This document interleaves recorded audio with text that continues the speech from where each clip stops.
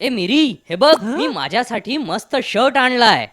हे तू काय घेतलंयस? मला वाटलं होतं तुला फॅशन बद्दल बऱ्यापैकी माहिती आहे. अरे हा एक उत्तम शर्ट आहे. अरे मित्रा, तू बारकोड असल्यासारखा दिसतोयस. शी. हा शर्ट तुला चांगला वाटत नाहीये? नाही, अजिबात नाही. आपण लगेच दुकानात परत जाऊन हा बदलून काहीतरी वेगळं आणूयात. बर, मला वाटलं हा चांगला दिसतोय. पण ठीक आहे, चल आपण जाऊयात.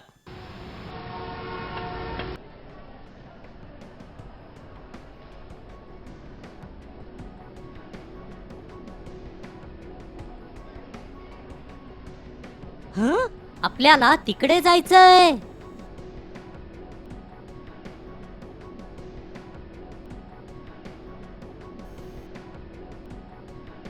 मी आपल्यासाठी काय करू शकतो सर? माझ्या या मित्रांनी हा शर्ट थोड्या वेळापूर्वी विकत घेतला.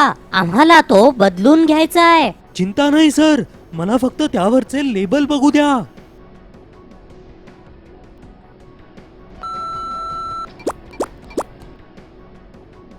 हे घ्या सर, ची किंमत 600 रुपये आहे. तुम्ही याच किमती एवढ्या किंवा त्यापेक्षा जास्त किमतीचा शर्ट विकत घेऊ शकता. अरे मिरी, त्या विक्रेत्याला या शर्टची किंमत फक्त या रेघांकडे बघून कशी काय कळली? या रेघा तर शर्ट वरच्या रेघासारख्याच आहेत. तू मला याच कोड सारखा दिसतोयस म्हणूनच चिडवत होतास ना? हो तिरी, मी तेच म्हणत होतो. ह्या कोडला बारकोड असं म्हणतात. बारकोड म्हणजे नक्की काय? तिरी, तुला दिसलंच असेल की हा कोड रेघांपासून बनलेला आहे, ज्यांच्या जाडीमध्ये फरक आहे. त्यांची ही रचना जगात एकमेव आहे आणि ती आपण कुठल्याही वस्तूशी जोडू शकतो. या ठिकाणी तो या शर्ट साठी निश्चित केलेला आहे. मिरी, ते ठीक आहे, पण त्यामुळे शर्टची किंमत कशी काय सांगता येऊ शकते रे?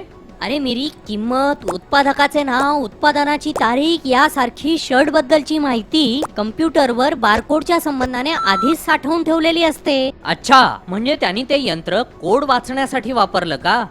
त्याने वापरलेल्या डिव्हाइसला बारकोड रीडर असं म्हणतात. तो एक प्रकारचा स्कॅनर असतो जो कोड स्कॅन करून त्याची ओळख पटवतो. त्यानंतर ती माहिती कम्प्युटरला पाठवली जाते आणि मग कम्प्युटर त्या कोडचे रूपांतर करून त्याच्याशी संबंधित माहिती दाखवतो. अरे मिरी, हे तंत्रज्ञान फारच भारी आहे रे. या दुकानांमध्ये UPC म्हणजे युनिव्हर्सल प्रोडक्ट कोड नावाची यंत्रणा वापरली जाते. माझ्या अंदाजाने उत्पादनांची माहिती आणि त्यांचे ठरलेले कोड जागतिक पातळीवर नोंदवलेले असतील, नाही का? हो तिरी, त्यामुळे उत्पादनांचा साठा, विक्रीचा हिशोब ठेवणे यासारखी कामे फार सोपी होतात. अरे मिरी, मला या तंत्रज्ञानाबद्दल अजून काही सांगू शकतोस? तुला ऐकायचंच आहे तर सांगतो. अशाच प्रकारचे इतर सुद्धा तंत्रज्ञान आहे ज्याचा वापर विविध क्षेत्रांमध्ये केला जातो. म्हणजे हे तंत्रज्ञान इतर ठिकाणी देखील वापरलं जातं? हो, अगदी बरोबर. अशी विविध क्षेत्र आहेत ज्या ठिकाणी यासारखे तंत्रज्ञान वापरणे जास्त सोयीस्कर ठरते. उदाहरणार्थ, बँकांमध्ये मॅग्नेटिक इंक कॅरेक्टर रेकॉग्निशन म्हणजेच MICR याचा वापर चेक नंबर्स तसेच डिपॉझिट स्लिप्स वाचण्यासाठी करतात. यामुळे बँकांना खात्यासंबंधित नोंदी ठेवणे खूप सोपे जाते आणि वेळ सुद्धा वाचतो. अरे वा, हे तर फारच भारी आहे. असेच आणखी एक अप्रतिम तंत्रज्ञान आहे, ते म्हणजे OCR किंवा ऑप्टिकल कॅरेक्टर रेकॉग्निशन. हो, मला त्याबद्दल माहिती आहे. त्यामध्ये स्कॅनरचा वापर कागदावरची अक्षरे ओळखण्यासाठी केला जातो आणि मग ती माहिती कम्प्युटरला कळेल अशी रूपांतरित केली जाते. पण तुला OMR बद्दल माहिती आहे का? तू मला थापा मारून मूर्ख बनवण्याचा प्रयत्न करतोयस का?